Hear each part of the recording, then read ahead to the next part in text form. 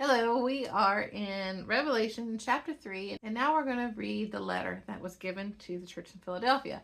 Now, Sardis was one of the ones that had had all criticism, no praise in it. And this one has all praise and no criticism. So let's read what this letter is about.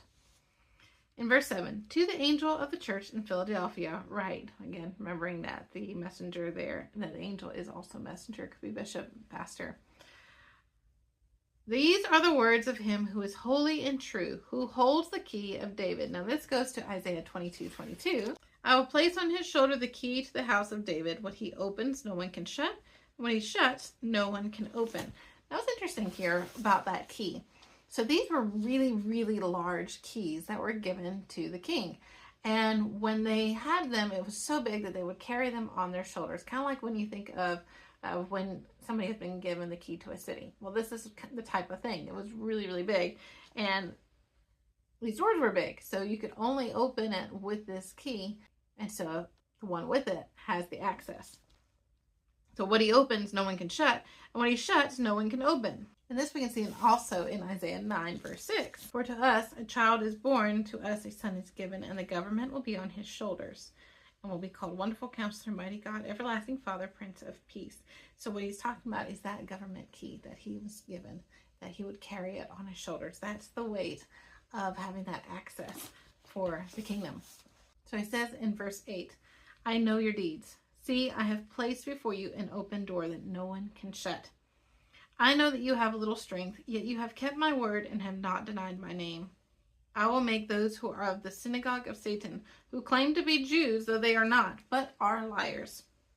I will make them come and fall down at your feet and acknowledge that I have loved you. Since you have kept my command to endure patiently, I will also keep you from the hour of trial that is going to come upon the whole world to test those who live on the earth. Now, this is another reference to that pre-trib rapture verse again. So that keeping you from the hour of trial, you will be removed before the trial comes. But you have to be ready. You have to be alert and attentive, as we've already been talking about. If you are not, then you will be left and you will be part of the saints that are saved after the tribulation, realizing, oh my goodness, I've had it wrong. I thought I was saved, just as Jesus said, many will say, Lord, Lord, I knew you. And he will have to say, depart from me. I never knew you. So you must check your heart and make sure that you're not going to be one of those that are left. When Jesus returns, the whole story, as we've talked about, is about Jesus coming back for his bride. Before the wrath of God is poured out on those who have rejected him. So why would his bride, why would he beat up, pour his wrath upon his bride at their wedding feast? He's pouring the wrath out upon those who have rejected him, not those who have chosen him. So he's going to remove those who have chosen him out of the midst. There's so many verses we've been touching on through the past several epistles, and now in Revelation, he pulls them out of that, tells them to come up, and then the wrath is poured out, the trial that's going to come upon the whole world. Now in verse 11, I am coming soon. Hold on to what you have so that no one will take your crown. So it is possible, again, as we've said, it is possible to have your crown removed, lose your crown, to lose even your salvation. It is possible. In verse 12, him who overcomes, I will make a pillar in the temple of my God. Now, in this culture, there were pillars that would have names engraved on them. They were subscribed in there, and there's pictures, even you go look it up. In antiquity about all these pillars that would have a name inscribed. So he says, him who overcomes, I will make a pillar in the temple of my God. Never again will he leave it. I will write on him the name of my God and the name of the city of my God, going to writing on these pillars the names.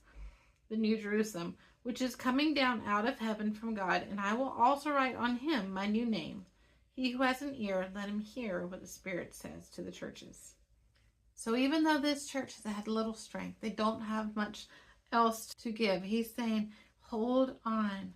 Keep my word. You have not denied my name. Don't lose that. Hold on to that. Hold on to what you have, and no one will be able to take that crown away. And in return, I will acknowledge you. I will proclaim your name. and I will also keep you from the wrath of God that is going to be poured out upon the world. Okay, so we're going to pick up in the last church tomorrow.